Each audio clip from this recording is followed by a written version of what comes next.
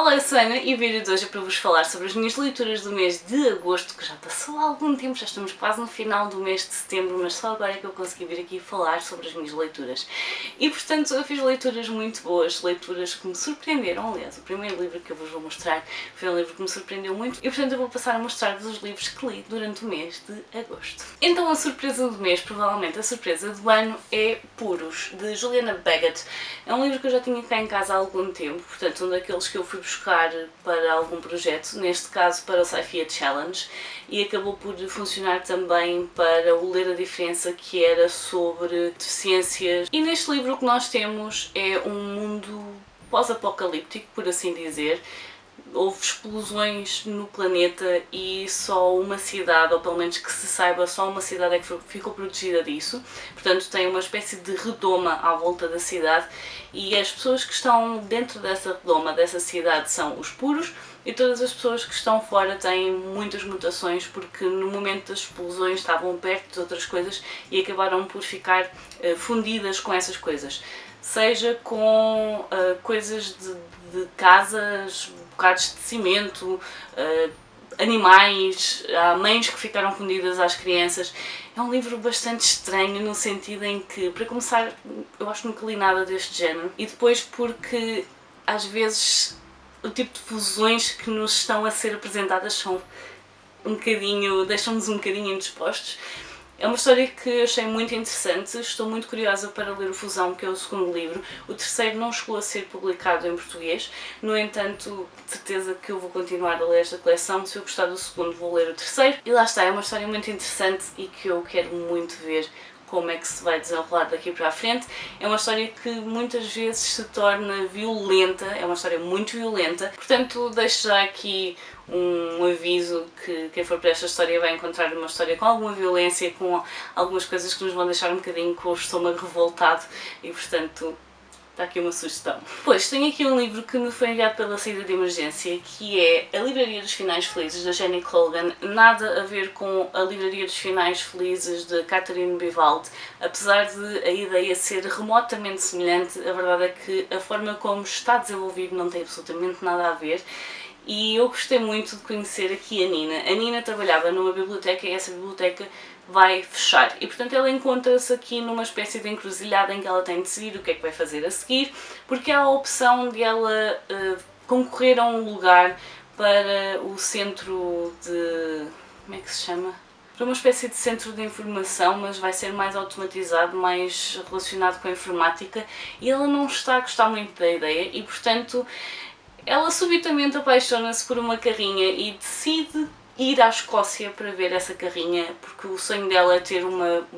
livraria itinerante, não é uma biblioteca, é uma livraria itinerante, e portanto vai à Escócia para ver essa carrinha e subitamente a vida dela muda a partir do momento em que vai a essa vila na Escócia. E portanto ela cria aqui uma livraria itinerante e é muito giro ver a forma como ela tenta encontrar sempre o livro certo para cada pessoa, que basicamente é aquilo que eu tento fazer todos os dias no trabalho, e adoro quando me deixam sugerir livros e efetivamente depois as pessoas voltam e dizem que foi uma boa escolha, uma boa opção, e portanto foi muito importante para mim este livro no momento em que eu o li, e eu já estava a ficar um bocadinho frustrada de não estar a chegar a ele na altura que achava que devia, porque eu não gosto de deixar livros de parceria passar muito tempo antes de os ler, mas a verdade é que este livro veio exatamente no momento em que eu precisava, porque tal como a Nina eu também me estava a sentir uma encruzilhada e precisava de perceber se é para continuar com o meu plano A, se é para criar um plano B, e portanto foi um livro que eu gostei imenso pela forma como a Nina desenvolve aqui a vida dela, pelo romance que aparece aqui,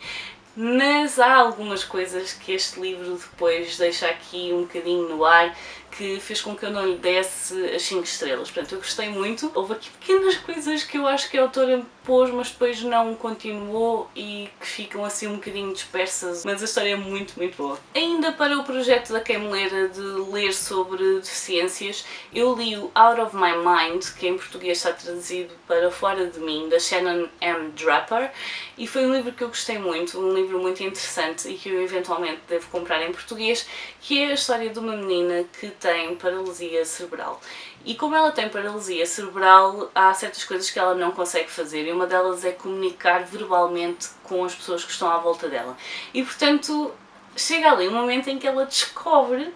que existe uma forma de comunicar. E portanto ela tinha um daqueles tabuleiros que dá para apontar para as letras. Ela tinha controle numa das mãos e portanto ela conseguia apontar para as letras e para as palavras que queria. No entanto descobre que há computadores que pode usar muito ao género do Stephen Hawking e que acaba por facilitar imenso a forma como ela comunica com os outros. Dizer pela primeira vez aos pais que os ama com uma voz projetada como se fosse a dela e portanto é um livro muito interessante porque faz-nos ver que o facto de muitas vezes as pessoas terem deficiências que fazem com que nós não consigamos comunicar com os outros não significa que a pessoa, que o cérebro não funcione a 100% ou que tenha algum problema no cérebro. Muitas vezes é o corpo que falha, mas não o cérebro, e é o caso desta criança. A autora também tem uma filha com paralisia cerebral, se não me engano, e portanto ela acabou por se focar muito ou por se basear muito naquilo que acha que é todo o mundo interno da filha, e a história é muito bonita, é bastante frustrante e nós estamos a ver tudo da perspectiva de uma criança de 11 anos. É muito interessante e sem dúvida um livro que eu vou recomendar muitas vezes e que eu tenho pena que me tenha passado ao lado quando ele saiu. Depois do Out of My Mind, eu acabei por ler aqui o Amelia Unabridged, da Ashley Schumacher, um livro que eu tinha algumas expectativas, porque é um livro que fala sobre o luto, sobre a perda de alguém, sobre a forma como nós temos de reconstruir a nossa vida quando perdemos uma das pessoas mais importantes da nossa vida,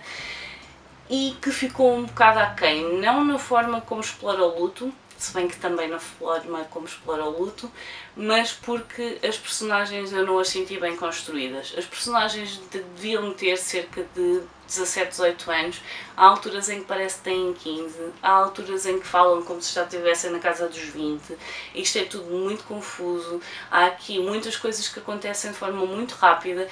é uma história muito bonita, a base para ela é espetacular. O que eu sinto é que como a autora escreveu isto a passar-se no espaço de uma semana, as coisas estiveram a acontecer de uma forma demasiado rápida e muito pouco orgânica, e portanto a história efetivamente é bonita, tem potencial para muita coisa, mas depois falha no sentido em que tudo acontece em pouquíssimo tempo e quase que do nada. Chegou a uma altura em que eu já estava farta de baleias. Agora, que a base é muito boa, que tem aqui um espaço brutal de uma livraria que só me apetece visitar esta casa, isso sim, e efetivamente tem aqui coisas muito boas, mas depois fica um bocado aquém daquilo que podia ser, e é uma pena, porque lá está, tinha tudo para funcionar muito bem e ficou pelo caminho. Em agosto também esteve a decorrer o Agosto ao Quadrado, que foi organizado pela Silvéria, e portanto o primeiro livro que eu li para o Agosto ao Quadrado foi o Bordados da Marjane Satrapi. Eu gosto imenso da forma como a autora constrói histórias. Persepolis é de longe o melhor trabalho que ela tem. O Frango com Ameixas eu gostei imenso porque está muito mais nas entrelinhas do que o Persepolis, que é muito in your face, é muito aquilo que é o que está lá, enquanto o Frango com Ameixas é muito mais, lá está, entre linhas, é muito, vai ter que passar muito pela nossa experiência pessoal, as coisas a que nós damos valor. E depois temos aqui o Bordados, que não tem absolutamente nada a ver com os outros dois livros. E portanto é um livro que vai um pouco mais pelo humor, é um livro que no fundo também já estava um pouco no Persepolis, o humor da autora. Mas Bordados aqui tem a ver com o facto de as mulheres quando se juntam fazer um bocado de corte e costura e partilhar as suas experiências, e tem muito a ver com o papel da mulher, tanto na sociedade do Irão como depois, tudo, a forma como elas se relacionam entre elas, a forma como elas se relacionam com as pessoas com quem têm uma relação ou com quem quiseram ter uma relação, e é hilariante. Este livro é hilariante, eu gostei imenso de ler e definitivamente mais uma obra da Satrapi que vai ficar na memória, porque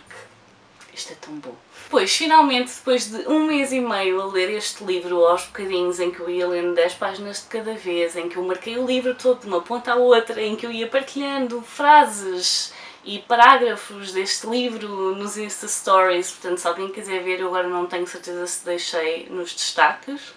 mas não deixei a de pôr porque eu gostei mesmo muito deste livro. Tenho aqui O Ser Animal, Ser Humano, uma nova história do que significa ser humano, da Melanie Challenger, e eu não sei se vocês conseguem ver nesta máquina, mas o livro está todo marcado. Eu não costumo pôr post-its nos livros, quando ponho nunca são muitos, no máximo 6, 7 se calhar, mas o livro está mesmo todo marcado.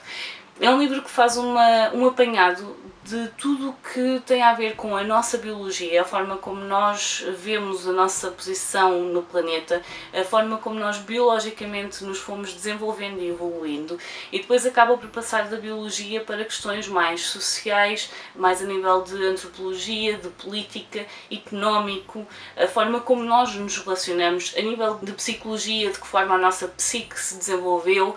acaba por também falar muito numa perspectiva mais filosófica do que é que estamos aqui a fazer, e é a forma como nós nos vemos relativamente aos animais no planeta. Todos nós somos animais, somos Homo sapiens sapiens, e portanto faz parte da nossa biologia ser animais, e no entanto o ser humano está constantemente a tentar dar a volta a essa situação, e vamos lhe chamar uma situação, porque a maior parte das pessoas têm medo de envelhecer, estão a tentar a todo custo que isso não se veja, estão a tentar a todo custo levar a vida para fora do nosso planeta, e muitas vezes acabamos por nos focar num além e em deixar o nosso vaso físico, aquilo que nos prende e que acaba por nos limitar, e queremos ir mais além, mas será que isso é o caminho? E de que forma é que nós, percebendo a nossa condição de animais, isso ajuda ou não a forma como nós nos vemos, como vemos as relações com as outras pessoas, como vemos as relações com os outros animais que estão no planeta, e o porquê de muitas vezes estarmos tão focados em desenvolver certas coisas que acabamos por não dar atenção às coisas que estão ao nosso lado, literalmente ao nosso lado. Portanto, é um livro extremamente interessante, muito interessante. Um livro com o qual eu acabei por fazer alguns paralelismos também com o Flowers for Algernon, porque tem a ver com a inteligência, a maneira como nós percepcionamos a nossa inteligência, e portanto uma das leituras mais interessantes que eu fiz nos últimos tempos, definitivamente, e é daqueles livros que eu aconselho a toda a gente que se interesse, porque honestamente é muito bom. Ainda na saga do Agosto ao Quadrado tenho aqui Verões Felizes, volume número 2, Menina Estrela e o Repouso do Guerreiro, aliás. Portanto, Zide Rui e Jordi Lafavre, o segundo volume, que tem no fundo duas histórias, e portanto neste momento já só me falta o terceiro volume, de certa forma. E eu sei que isto não é consensual, mas eu gostei mais deste volume do que do primeiro. E eu não sei dizer especificamente o porquê, mas eu gostei muito da forma como as personagens se relacionam aqui. Acho que tem muita profundidade na parte emocional com os adultos da nossa vida, enquanto o outro fazia mais referência às coisas que às vezes as crianças não reparam muito, porque estamos de férias e não reparamos que os nossos pais se calhar estiveram a discutir e depois acabam por criar ali umas tréguas para irmos todos de férias. Este aqui é quase uma redenção com o passado, portanto temos aqui uma avó que não se percebe muito bem o porquê de ser tão amarga, e vamos perceber aqui o porquê das coisas serem assim, e é só lindo, e eu gostei muito, mesmo a questão toda do carro, deles quererem vender o carro, a menina Estrela, e depois a história de como o carro foi parar à mão deles, e no fundo tudo o que acontece com esta família quando chega a altura das férias de verão, porque eles nunca saem a horas de casa. E portanto, Verões Felizes gostei imenso, gostei ainda mais do que o primeiro volume, e portanto isto eleva muito as expectativas para o terceiro. Depois do Verões Felizes parti rumo à costa com Rebecca, da Daphne du Maurier. Rebecca conta-nos uma história que em si é bastante simples, mas a forma como está escrita cria um ambiente tão rico que nós começamos a perceber de que forma o nosso psicológico tem interferência. Literalmente, o nosso psicológico, a forma como nós vemos as coisas, interfere na forma como nós as percepcionamos, e portanto nós podemos estar a ver uma coisa e aquilo factualmente é de determinada maneira, mas o nosso cérebro vai começar a ver aquilo de outra maneira completamente diferente. E basicamente Rebecca é isso. Rebecca conta-nos aqui a história de uma jovem que é pedida em casamento por alguém bastante rico, mas também viúvo. A sua esposa morreu há cerca de um ano e, portanto, ela vai acabar por sentir que tem de preencher o lugar de alguém que já não está. E, portanto, nós temos daqui todo um ambiente que é bastante gótico, apesar de esta história não ser passada numa época gótica. A mansão em si, talvez, uma vez que a mansão, penso que é de 1780 e qualquer coisa, portanto, há todo um ambiente bastante fantasmagórico relacionado com esta casa, porque é como se tudo naquela casa fosse feito e escolhido pela pessoa que esteve a habitar antes e ela tivesse de tentar encontrar e encaixar o lugar dela num papel que na realidade não é o bem o dela, não é aquele que ela queria, mas depois tudo o que está naquela casa acaba por lembrar que existiu uma pessoa antes e isso começa a criar toda uma catadupa de problemas psicológicos nestas personagens e é extremamente interessante a forma como a autora cria esse ambiente simplesmente com descrições. E portanto é uma forma também de mostrar que muitas vezes os fantasmas do passado são coisas que estão muito presentes, mas por motivos muito específicos e portanto é uma história extremamente interessante. Eu no início achei que ela perdia muito tempo com descrições, mas a verdade é que essas descrições são o que faz o livro, são o que faz o ambiente do livro, são aquilo que nos deixa entrar na mente de uma miúda que ela era extremamente nova, ela tinha 20 e poucos anos, 20 anos, ele já estava na casa dos 30, 40, portanto a diferença de idades é muito, muito grande, que depois vamos vendo de que forma acaba por contribuir para ela ver o seu papel naquela casa, entre os criados, entre ela e o marido, entre ela e tudo, a sociedade que no fundo acaba por conhecer. Portanto é um livro extremamente interessante, que eu gostei muito de ler, muito, muito interessante, vale muito a pena e agora tenho de ver o filme, filme. Depois disso fui quase a terminar o mês, eu terminei The Promised Neverland, portanto 20º volume, um volume ligeiramente maior que os anteriores, este tem cerca de 50 páginas a mais que os anteriores. Ai, os sentimentos que este livro me deu, eu chorei tanto. Eu chorei tanto com este livro, em vários momentos diferentes. E ao mesmo tempo é um livro que nos deixa com uma nota de esperança, como a maior parte dos livros anteriores já tinha deixado. Definitivamente vai ser uma história que eu vou querer ler do início ao fim. Ainda estou a pensar se vale a pena fazer um vídeo onde eu vá lendo volume a volume e falando um bocadinho sobre cada um dos volumes. Não sei se vocês tinham interesse em um vídeo com spoilers destes livros, porque honestamente esta é daquelas histórias que eu continuo a achar que, pelo menos para o primeiro volume, o ideal é ir-se sem saber absolutamente nada, eu não sei, digam-me se querem que eu faça um vídeo onde eu leia todos os volumes, são só 20, e portanto vai ficar dependente daquilo que vocês, se quiserem com spoilers ou não, mas é daquelas coleções que eu acho que quanto menos se souber, melhor. E para terminar o mês de agosto, foi um livro que ainda transitou um bocadinho para setembro, mas que eu vou deixar como leitura de agosto, que foi o The Bromance Book Club, de Lisa K. Adams. Foi um livro que eu vi a Ana do Sonhos de uma Leitora a falar, já tinha visto antes alguém a falar sobre este livro, ou depois, já não sei, eu sei que já vi mais pessoas a falarem sobre ele. Honestamente foi um livro que me desiludiu um bocado, a história é engraçada, de certa forma há certas partes da história que são engraçadas e que me fizeram continuar a ler, caso contrário teria deixado o livro, mas detestei a forma como as mulheres estão representadas nesta história. E eu compreendo o porquê de ser tão clichê e tão... aliás, clichê nem sequer é a palavra que eu quero. Clichê é uma coisa que se repete, é extremamente estereotipado. E estereótipos não são nem de perto nem de longe uma coisa boa e portanto nós temos aqui várias mulheres que têm as reações típicas de ficarem chateadas por tudo e por nada, depois os homens não sabem porque é que elas estão chateadas, e então cria-se aqui um clube de leitura de livros de época para ensinar aos homens como tratar uma mulher. Portanto, como dar-lhes aquilo que elas gostam, o tipo de romance, o tipo de cuidados, o tipo de atenções que um homem pode dar a uma mulher, e essas partes são muito engraçadas. Efetivamente, a parte em que eles estão a falar sobre a forma como cada um deu a volta à sua relação com as pessoas, com as mulheres da sua vida,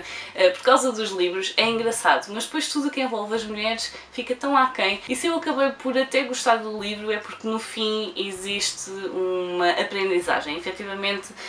há erros que nós vemos que estão a acontecer à medida que a história vai desenrolando, não é? Apesar de ele estar a aprender, ainda está a errar muito, e nós vemos no final que houve uma aprendizagem de ambas as partes, e portanto, nesse sentido, acho que o livro é interessante. Fiquei um bocadinho desiludida porque estava à espera de personagens femininas melhor construídas, mas é tal coisa, são muito estereotipadas. O facto de não haver solidariedade entre as mulheres, o facto de termos uma irmã que só porque não gosta de uma escolha que a outra fez, já vai ficar chateada e vai fazer um drama por tudo e por nada, sem sequer tentar compreender o lado da irmã, e isso aborreceu-me um bocadinho, e portanto é isso, gostei, mas não foi nada de extraordinário. E portanto, estes foram as minhas leituras do mês de agosto. Digam-me nos comentários se vocês já leram algum destes livros, se têm curiosidade com algum destes livros. Estão aqui alguns que eu eventualmente vou ter de fazer sugestão de leitura para eles, até porque são livros de parceria e portanto podem esperar. Até porque já deviam ter saído e eu não tenho conseguido gravar. Digam-me então nos comentários se já leram algum deles, se ficaram interessados em algum deles, se há algum deles que vocês não se veem de todo a ler. Mas até deixei aqui a semente da dúvida, será que é interessante para vocês? Portanto, deixem-me isso tudo nos comentários, por hoje vou ficar por aqui. Adeus e até amanhã. Tchau!